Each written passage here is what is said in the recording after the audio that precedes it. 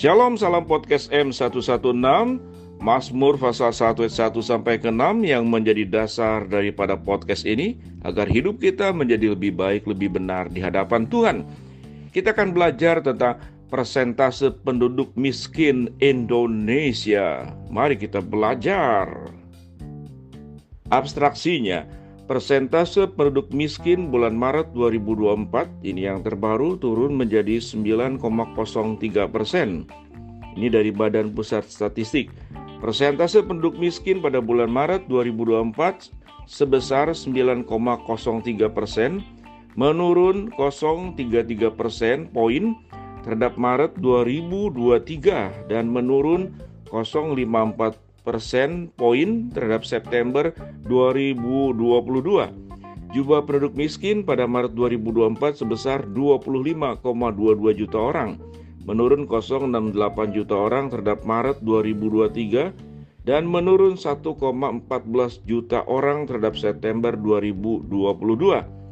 Persentase penduduk miskin perkotaan pada Maret 2024 sebesar 7,09%, menurun dibandingkan 2023 sebesar 7,29%. Sementara itu persentase penduduk miskin pedesaan pada bulan Maret 2024 sebesar 11,79%, menurun dibandingkan Maret 2023 sebesar 12,22%. Dibanding Maret 2023, jumlah penduduk miskin Maret 2024 perkotaan menurun sebanyak 0,1 juta orang dari 11,74 juta orang pada Maret 2003 menjadi 11,64 juta orang pada Maret 2024.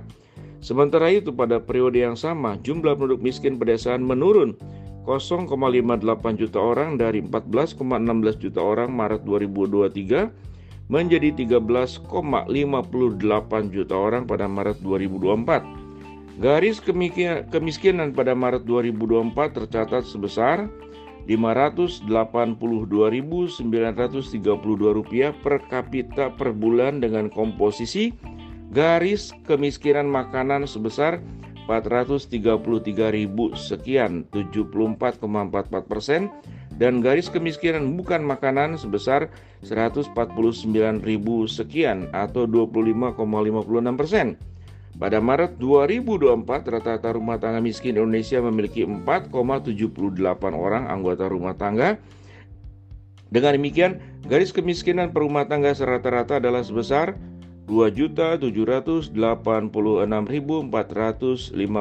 per rumah tangga miskin atau per bulan. Jadi kalau per rumah tangga kalau di bawah 2.786.000 itu termasuk kategori miskin.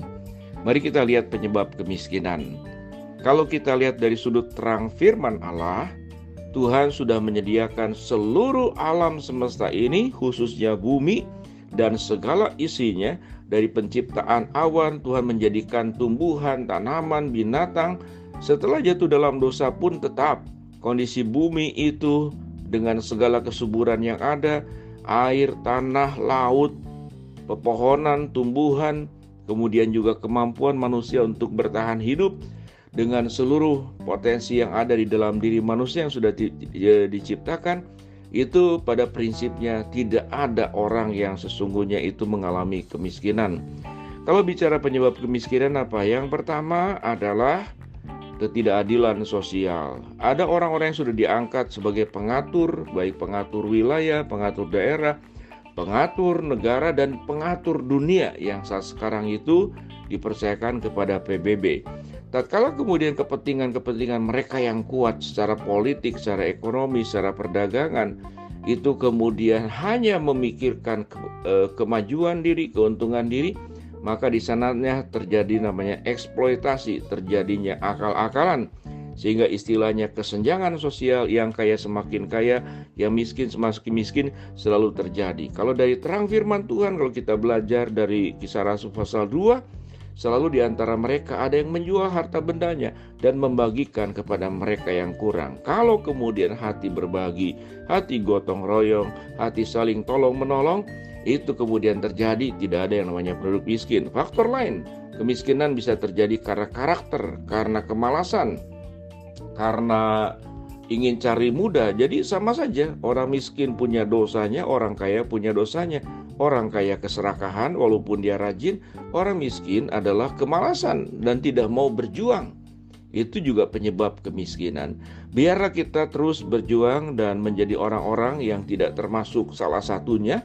Kalau sahabat seperjalanan orang kaya, ingat baik-baik, jangan mengeksploitasi hanya buat kepentingan bisnis semata, keuntungan, kemudian tidak memikirkan dampaknya untuk orang banyak. Bagi mereka yang kemudian malas, yang menjadi penyebab kemiskinan, kemudian tidak jujur, tidak dipercaya, itu pun juga dosa.